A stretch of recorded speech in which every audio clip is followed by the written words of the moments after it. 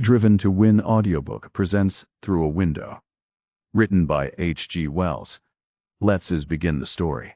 After his legs were set, they carried Bailey into the study and put him on a couch before the open window. There he lay, alive, even a feverish man down to the loins, and below that a double-barreled mummy swathed in white wrappings. He tried to read, even tried to write a little, but most of the time he looked out of the window. He had thought the window cheerful to begin with, but now he thanked God for it many times a day. Within, the room was dim and gray, and in the reflected light the wear of the furniture showed plainly. His medicine and drink stood on the little table, with such litter as the bare branches of a bunch of grapes or the ashes of a cigar upon a green plate, or a day old evening paper. The view outside was flooded with light, and across the corner of it came the head of the acacia, and at the foot the top of the balcony railing of hammered iron. In the foreground was the weltering silver of the river, never quiet and yet never tiresome. Beyond was the reedy bank, a broad stretch of meadowland, and then a dark line of trees ending in a group of poplars at the distant bend of the river, and, upstanding behind them, a square church tower. Up and down the river, all day long, things were passing. Now a string of barges drifting down to London, piled with lime or barrels of beer. Then a steam launch, disengaging heavy masses of black smoke and disturbing the whole width of the river with long rolling waves. Then an impetuous electric launch, and then a boatload of pleasure seekers, a solitary sculler, or a four from some rowing club. Perhaps the river was quietest of a morning or late at night. One moonlight night, some people drifted down singing, and with a zither playing. It sounded very pleasantly across the water. In a few days Bailey began to recognize some of the craft. In a week he knew the intimate history of half a dozen. The launch, Luzon, from Fitzgibbons, 2 miles up, would go fretting by, sometimes 3 or 4 times a day, conspicuous with its coloring of Indian red and yellow and its 2 Oriental attendants. And one day, to Bailey's vast amusement, the houseboat Purple Emperor came to a stop outside and breakfasted in the most shameless domesticity. Then one afternoon, the captain of a slow-moving barge began a quarrel with his wife as they came into sight from the left, and had carried it to personal violence before he vanished behind the window frame to the right. Bailey regarded all this as an entertainment got up to while away his illness, and applauded all the more moving incidents. Mrs. Green, coming in at rare intervals with his meals, would catch him clapping his hands or softly crying, "Encore!" But the river players had other engagements, and his encore went unheeded. "I should never have thought I could take such an interest in things that did not concern me," said Bailey to Wilderspin, who used to come in his nervous, friendly way and try to comfort the sufferer by being talked to. "I thought this idle capacity was distinctive of little children and old maids. But it's just circumstances. I simply can't work, and things have to drift. It's no good to fret and struggle. And so I lie here and am as amused as a baby with a rattle at this river and its affairs. Sometimes, of course, it gets a bit dull, but not often. I would give anything, Wilderspin, for a swamp. Just one swamp. Once. Head swimming, and a steam launch to the rescue, and a chap or so hauled out with a boat hook. There goes Fitzgibbon's launch. They have a new boat hook, I see, and the little blackie is still in the dumps. I don't think he's very well, Wilderspin. He's been like that for 2 or 3 days, squatting sulky fashion, and meditating over the churning of the water. Unwholesome for him to be always staring at the frothy water running away from the stern." They watched the little steamer fuss across the patch of sunlit river, suffer momentary occultation from the acacia, and glide out of sight behind the dark window frame. "I'm getting a wonderful eye for details," said Bailey. "I spotted that new boat hook at once. The other nigger is a funny little chap. He never used to swagger with the old boat hook like that." "Malays, aren't they?" "They," said Wilderspin. "Done know," said Bailey. "I thought one called all that sort of manner Lascar." Then he began to tell Wilderspin what he knew of the private affairs of the houseboat Purple Emperor. "Funny," he said, "how these people come from all points of the compass, from Oxford and Windsor, from Asia and Africa, and gather and pass opposite the window just to entertain me. One man floated out of the infinite the day before yesterday, caught one perfect crab opposite, lost and recovered a skull, and passed on again.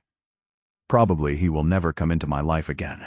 So far as I am concerned, he has lived and had his little troubles, perhaps 30, perhaps 40 years on the earth, merely to make an ass of himself for 3 minutes in front of my window. Wonderful thing. Wilderspin, if you come to think of it. Yes, said Wilderspin, isn't it? A day or two after this, Bailey had a brilliant morning. Indeed, towards the end of the affair, it became almost as exciting as any window show very well could be. We will, however, begin at the beginning. Bailey was all alone in the house, for his housekeeper had gone into the town 3 miles away to pay bills, and the servant had her holiday. The morning began dull. A canoe went up about 9:30, and later a boatload of camping men came down. But this was mere margin. Things became cheerful about 10 o'clock. It began with something white fluttering in the remote distance where the 3 poplars marked the river bend. "Pocket handkerchief," said Bailey, when he saw it. "No. Too big. Flag, perhaps." However, it was not a flag, for it jumped about. "Man in white's running fast, and this way," said Bailey. "That's luck. But his whites are precious loose." Then a singular thing happened. There was a minute pink gleam among the dark trees in the distance, and a little puff of pale gray that began to drift and vanish eastward.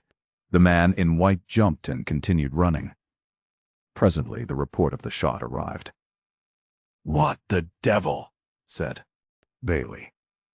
"Looks as if someone was shooting at him." He sat up stiffly and stared hard. The white figure was coming along the pathway through the corn. "It's one of those niggers from the Fitzgibbons," said Bailey. "Or may I be hanged. I wonder why he keeps sawing with his arm." Then 3 other figures became indistinctly visible against the dark background of the trees. Abruptly on the opposite bank a man walked into the picture. He was black-bearded, dressed in flannels, had a red belt, and a vast gray felt hat. He walked, leaning very much forward, and with his hands swinging before him. Behind him one could see the grass swept by the towing rope of the boat he was dragging. He was steadfastly regarding the white figure that was hurrying through the corn. Suddenly he stopped. Then, with a peculiar gesture, Bailey could see that he began pulling in the tow rope hand over hand. Over the water could be heard the voices of the people in the still invisible boat. "What are you after, Hagshot?" said someone. The individual with the red belt shouted something that was inaudible, and went on lugging in the rope, looking over his shoulder at the advancing white figure as he did so. He came down the bank, and the rope bent a lane among the reeds and lashed the water between his pulls. Then just the bows of the boat came into view, with the towing mast and a tall, fair-haired man standing up and trying to see over the bank. The boat bumped unexpectedly among the reeds, and the tall, fair-haired man disappeared suddenly, having apparently fallen back into the invisible part of the boat. There was a curse and some indistinct laughter. Hagshot did not laugh, but hastily clambered into the boat and pushed off. Abruptly the boat passed out of Bailey's sight. But it was still audible. The melody of voices suggested that its occupants were busy telling each other what to do. The running figure was drawing near the bank. Bailey could now see clearly that it was one of Fitzgibbon's Orientals, and began to realize what the sinuous thing the man carried in his hand might be. 3 other men followed one another through the corn, and the foremost carried what was probably the gun. They were perhaps 200 yards or more behind the Malay. "It's a manhunt, by all that, Soli," said Bailey. The Malay stopped for a moment and surveyed the bank to the right. Then he left the path, and, breaking through the corn, vanished in that direction. The 3 pursuers followed suit, and their heads and gesticulating arms above the corn, after a brief interval, also went out of Bailey's field of vision. Bailey so far forgot himself as to swear. "Just as things were getting lively," he said. Something like a woman's shriek came through the air. Then shouts, "Eh!" Then shouts, "Eh!" Howl, a dull whack upon the balcony outside that made Bailey jump, and then the report of a gun. "This is precious hard on an invalid," said Bailey. But more was to happen yet in his picture. In fact, a great deal more. The Malay appeared again, running now along the bank upstream. His stride had more swing and less pace in it than before. He was threatening someone ahead with the ugly kreese he carried. The blade, Bailey noticed, was dull. It did not shine as steel should. Then came the tall, fair man, brandishing a boat hook, and after him 3 other men in boating costume, running clumsily with oars. The man with the gray hat and red belt was not with them. After an interval, the 3 men with the gun reappeared, still in the corn, but now near the riverbank. They emerged upon the towing path and hurried after the others. The opposite bank was left blank and desolate again. The sick room was disgraced by more profanity. "I would give my life to see the end of this," said Bailey. There were indistinct shouts upstream. Once they seemed to be coming nearer, but they disappointed him. Bailey sat and grumbled. He was still grumbling when his eye caught something black and round among the waves. "Hello," he said. He looked narrowly and saw 2 triangular black bodies frothing every now and then about a yard in front of this. He was still doubtful when the little band of pursuers came into sight again and began to point to this floating object. They were talking eagerly. Then the man with the gun took aim.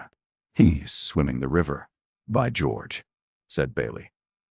The Malay looked round, saw the gun, and went under.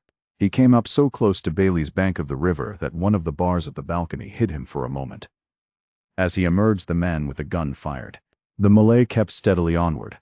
Bailey could see the wet hair on his forehead now and the crease between his teeth, and was presently hidden by the balcony. This seemed to Bailey an unendurable wrong. The man was lost to him forever now, so he thought. Why could the brute have got himself decently caught on the opposite bank or shot in the water? "It's worse than Edwin Drood," said Bailey. Over the river, too, things had become an absolute blank. All 7 men had gone downstream again, probably to get the boat and follow across. Bailey listened and waited. There was silence. "Surely it's not over like this," said Bailey. 5 minutes passed, 10 minutes. Then a tug with 2 barges went upstream. The attitudes of the men upon these were the attitudes of those who see nothing remarkable in earth, water, or sky. Clearly the whole affair had passed out of sight of the river. Probably the hunt had gone into the beech woods behind the house. "Confound it," said Bailey. "To be continued again, and no chance this time of the sequel. But this is hard on a sick man." He heard a step on the staircase behind him, and looking round saw the door open. Mrs. Green came in and sat down, panting. She still had her bonnet on, her purse in her hand, and her little brown basket upon her arm. "Oh, there," she said, and left Bailey to imagine the rest. "Have a little whiskey and water, Mrs. Green, and tell me about it," said Bailey. Sipping a little, the lady began to recover her powers of explanation. One of those black creatures at the Fitzgibbons had gone mad, and was running about with a big knife, stabbing people. He had killed a groom, and stabbed the under-butler, and almost cut the arm off a boating gentleman. "Running amuck with a kreese," said Bailey. "I thought that was it. And he was hiding in the wood when she came through it from the town." "What?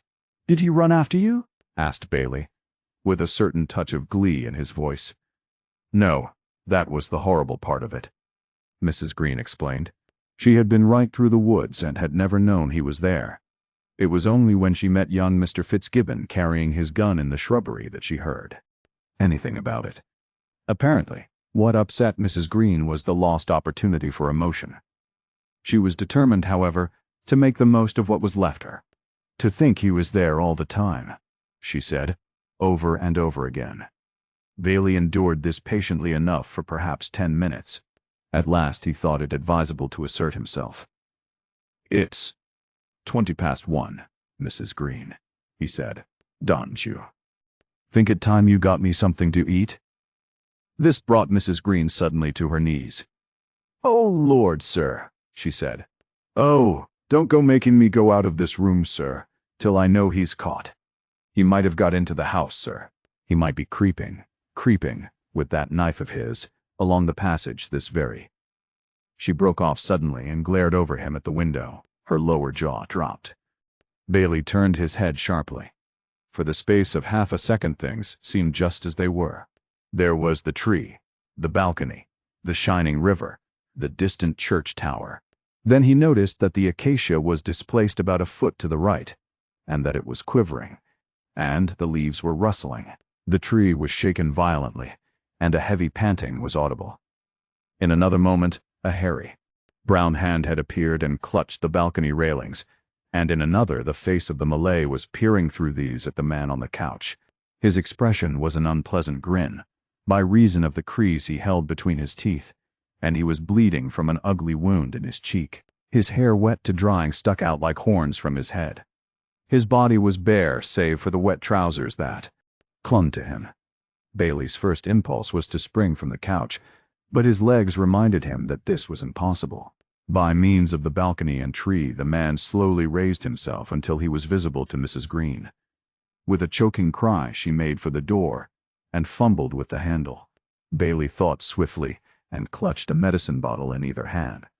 One he flung, and it smashed against the acacia.